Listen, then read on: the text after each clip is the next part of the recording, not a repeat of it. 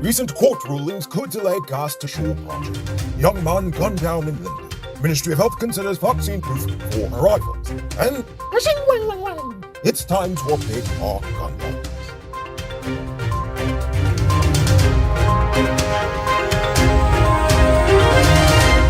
I am Noriko Bulford, back for tonight's edition of Uncut News.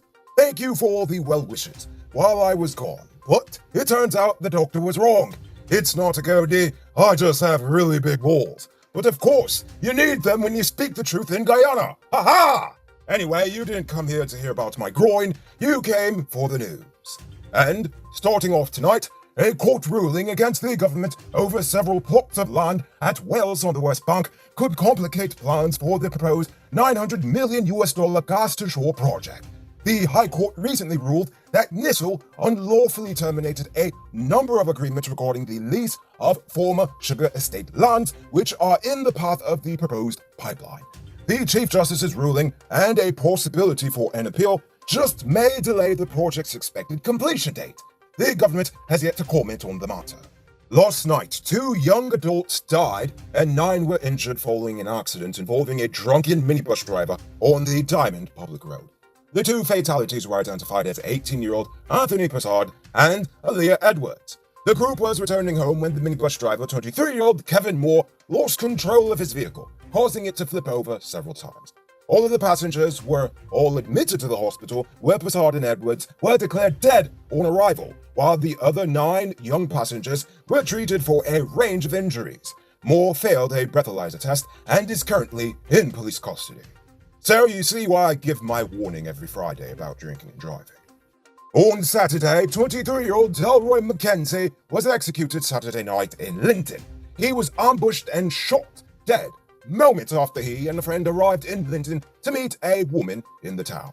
This morning, the police force announced that the suspected getaway car was found burnt. McKenzie's friend, who was hit twice in the attack, told the cops that the unnamed woman called them to say that she had sent her car to pick them up, but when the car arrived, 2 men hopped out with guns blazing. The police are convinced that it was a planned execution, and they are now investigating just who would have wanted McKenzie dead. Assistant Commissioner of Police Simon McBean disclosed that plans are underway to subdivide Police Division 4A into 17 sectors so as to better handle crime. Which is honestly amazing to me to think that it took all the way until 2021 for someone to believe that this was actually a necessity. It's also more nonsensical when you consider the fact that Police Division 4A spans from Cummings Lodge on the East Coast to Agricola on the East Bank. Are you one of the chosen few that benefit from duty-free? If yes, then check out these amazing vehicles that just arrived at Best Buy Auto Sales.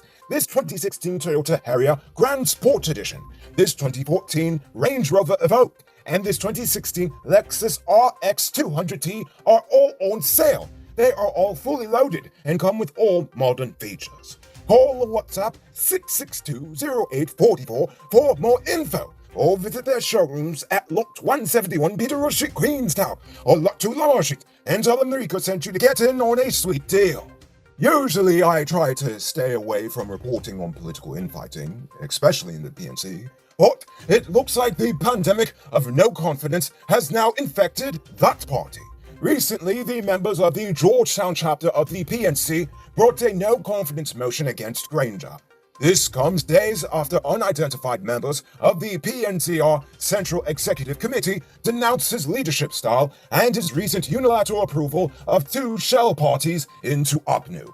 Granger has yet to publicly respond to the motion, but I'm pretty sure iNews will publish it the second he does. Ha-ha! This morning, a medical team at the JPHC declared that they have just successfully performed the first kidney transplant on a patient from outside of Guyana. According to the lead doctor, this is a medical tourism milestone for us. The recipient, Dr. Jermaine Bristol of Grenada, came to the GPHC for the surgery. The kidney itself was donated to her from her son, 19-year-old Jerome Bristol. The 2 have since made a full recovery. Oh, what a great son. This morning, 20-year-old serial bandit Jamel Hicks was charged with 3 counts of armed robbery. He pleaded not guilty to all 3 charges. However, bail was denied since he was recently released from prison after serving a 12-month sentence for a similar matter.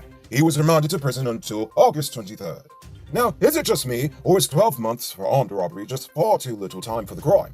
A quick cent is better than a slow dollar. Sell Digicel Top Up and watch your money grow. This is one of the simplest investments you can make to let your money earn you money. Call 685-3109 and get started today. It's now time for today's Rona Report. Today, the nation recorded 44 new cases. There are now 513 persons dead, 12 persons in the ICU, 1,111 persons in home isolation.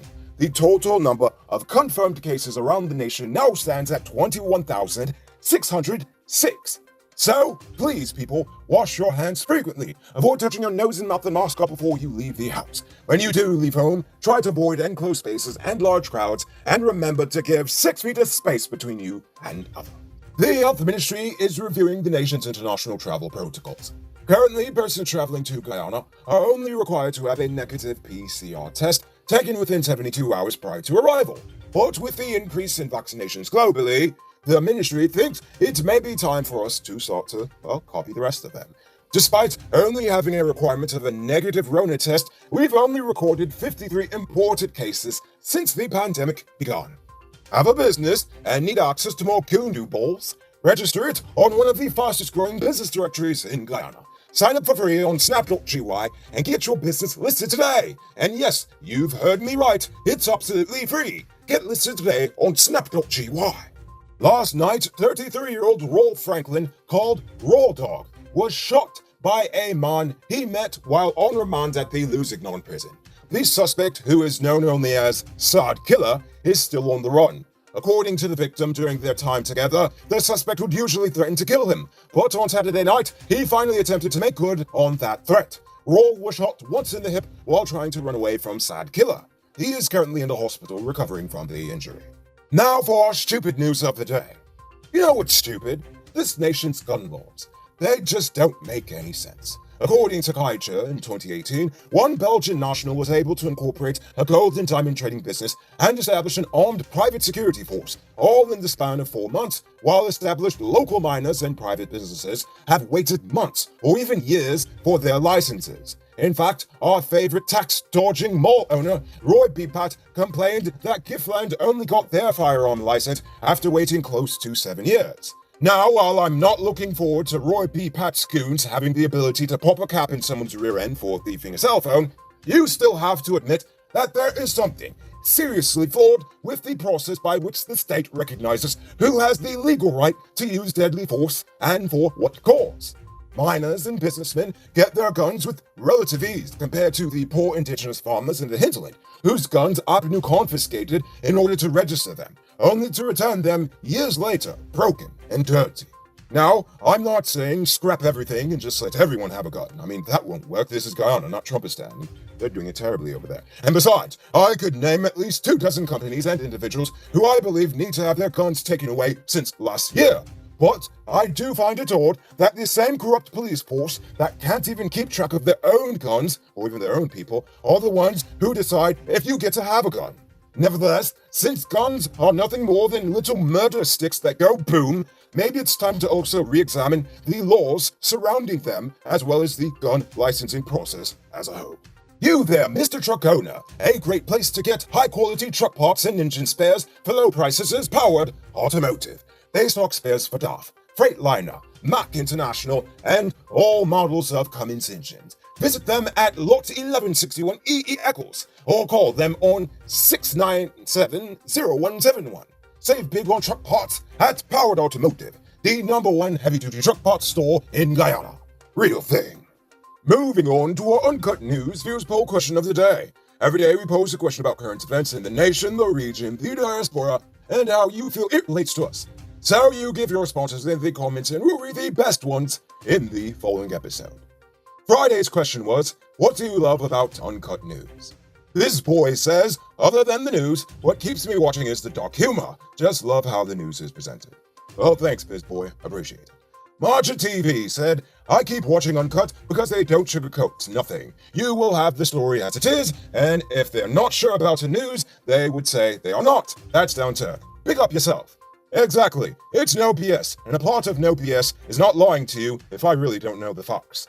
Nicholas Bastio said, I keep watching your show because you guys always report the facts in a comedy form, and you guys are just straight up. Also, I like the uncut viewers' question, with everyone's responses to your questions and how you guys reacted after reading the comments, lol. But now I'm liking the stupid news the most, because that's when Noriko turns into a dead savage, and he doesn't hold back what he says, including you as well, Mud. Aha! So keep up the good work, guys.